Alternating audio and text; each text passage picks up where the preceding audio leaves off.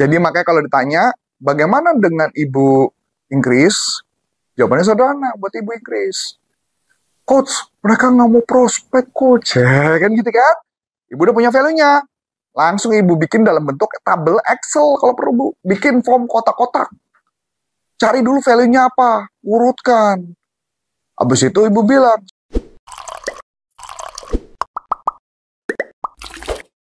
mengenai value factor. Apa tuh value factor? Saya buka dulu value factor. Kan kadang-kadang masih ingat yang kemarin kita bicarakan bahwa gimana sih cara ngubah perilaku kita? Gimana sih kalau kita yang dari males menjadi rajin? Gimana caranya supaya yang misalkan saya dulu gemuk, saya dulu 109 kilo, mau turunin berat badan sampai sempat ke 70-an, ke 60-an. Caranya gimana? Saya menggunakan metodenya value factor. Cuman value factor. Caranya gimana? Gampang banget cara melakukannya. Jadi artinya ini juga bisa dipakai buat orang yang misalnya asuransi, bisa asuransi, dia nggak ada value uang, dimasukkan value uang ke dalam pakai value factor. Caranya gimana? Gampang banget. Yang pertama, value factor adalah cari hierarchy of kriteria dulu. Apa misalnya? Yang sederhana aja, misalkan mau nurunin berat badan, misalnya contoh. Atau mau rajin baca buku, boleh. Berat badan aja ya. Oke, caranya gimana? Lo mau nurunin berat badan dengan cara apa? Berolahraga atau diet? Diet nggak ada masalah ya? Oke, berarti olahraga. Olahraganya mau berapa menit? Tiap hari? Oke, good. 1 jam ya? Oke, jadi pertanyaannya gini. Ini kan value dia nih. 1, 2, 3. Saran saya, kalau melakukan coaching, idealnya adalah melakukan untuk value nomor 1, value nomor 1-nya Pak Ibrahim, dan value nomor 2-nya Pak Ibrahim. Ya, ini kan tergantung konteks nih. Saya pakai value nomor 1. Pertanyaannya di value 1 adalah, apa keuntungan melakukan jalan kaki, olahraga ya, olahraga jalan kaki selama 1 jam setiap hari dikaitkan dengan kepercayaan. Misalkan contoh, walaupun misalnya Pak Ibrahim bilang nggak ada, kalau saya misalkan contoh, kalau saya kan misalkan nomor 1 adalah kebebasan, kebebasan ya, artinya atau kebebasan. Maka apa keuntungan saya melakukan olahraga jalan 1 jam per hari dikaitkan dengan kebebasan, kebebasan ya, freedom buat saya. Maka saya jawab, keuntungan buat saya 1, kalau saya sehat, saya bisa pergi kemanapun saya mau. Kalau saya sehat, maka otomatis saya bisa ngajak keluarga saya kemanapun yang dia mau pergi, misalkan gitu. Jadi dikaitin, kalau nggak dikaitin, lo nggak akan melakukan, bro. Jadi gitu ya, apa keuntungan melakukan yang ingin diubah, olahraga, dalam 1 jam, dikaitkan dengan value nomor 1. Value nomor 1, jawabnya berapa banyak? Minimal saran saya 10. Kalau nggak 10, biasanya nggak bergerak. Ya, nomor 2, pertanyaan saya. Apa kerugian jika tidak melakukan olahraga 1 jam per hari dikaitkan dengan kepercayaan? Nggak bisa ibadah, nggak bisa dipercaya sama orang lain, saya nggak bisa dipercaya sama keluarga saya, cuman ngomong doang mau olahraga tapi nggak ngakuin, misalkan contoh gitu loh. Misalkan gini, patokannya apa Pak? Kenapa mesti ke 10? Jawabannya gini, 5 boleh nggak coach? Gue jawab, kalau itu sudah 5 itu bisa membuat lo olahraga, ya nggak apa-apa, 5 aja. Kalau belum tambah, 1 lagi, 6 gitu loh. Sampai benar-benar kita udah melakukan. Ya, nomor 2, kesetiaan. Ini kan value nomor 2, kesetiaan nih. Tapi kalau ini aja udah jalan, gak usah bro. Tapi kalau belum jalan, tambah lagi kesetiaan. Apa? Yuk, pertanyaan. Apa keuntungan melakukan olahraga, jalan kaki 1 jam, dikaitkan dengan cakep, dengan istrian.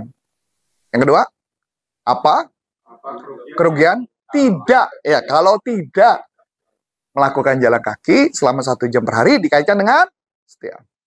Suatu ketika, Pak Ibrahim memutuskan, saya mau jadi sales gitu ya misalnya. Mesti prospek orang 15 customer per hari. Dikait pakai value factor. Gimana caranya? Yuk silakan. Pakai value factor. Apa keuntungan? Jika melakukan? Bisa menjadi sales. Telepon 15 customer. Telepon 15 customer per hari dikaitkan dengan cakep. Negatif?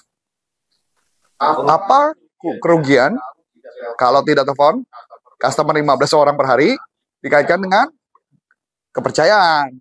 Iya, kepercayaan dulu kan. Jadi kalau orang sudah dipegang value-nya, maka kita bisa ubah apapun yang kita mau. Yes. Yang itu dong, saya pertanyaan tadi itu apa hubungannya dengan kerugiannya itu, jadi dia attack-nya ke value. Intinya tuh ke kalau dia nggak itu ya, kalau dia nggak melakukan ditambah value-nya, ditambah alasannya. Jadi apa kerugian? Apa keuntungan? Tidak melakukan jalan kaki bila dikaitkan. Ya.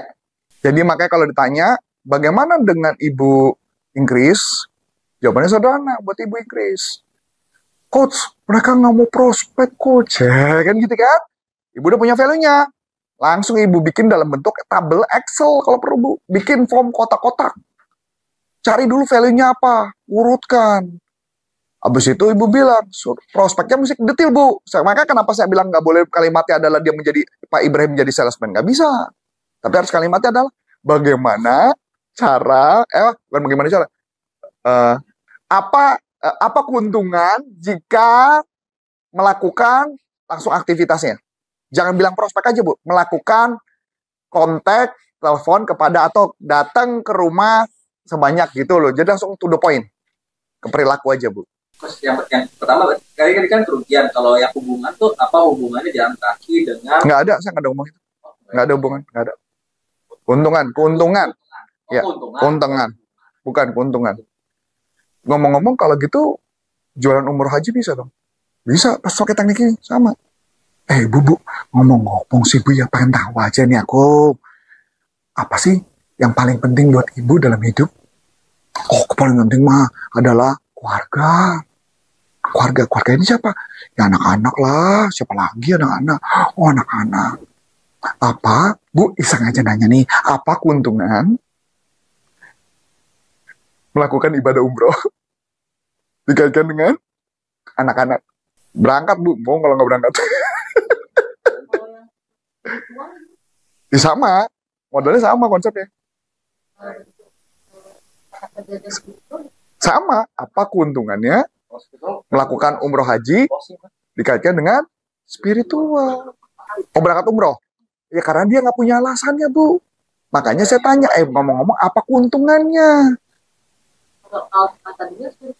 Ya, makanya kita mesti tanya, spiritual itu apa? Jangan-jangan ada kejawen, Bu. Ya iya, makin nggak berangkat lah, Bu, dia. Begitu kejawen, makanya kita tanya, spiritual itu apa sih, Bu? Oh iya, spiritual deket sama yang maha kuasa. Oh yang maha kuasa yang mana nih? Kalau kejawen kan beda, Bu.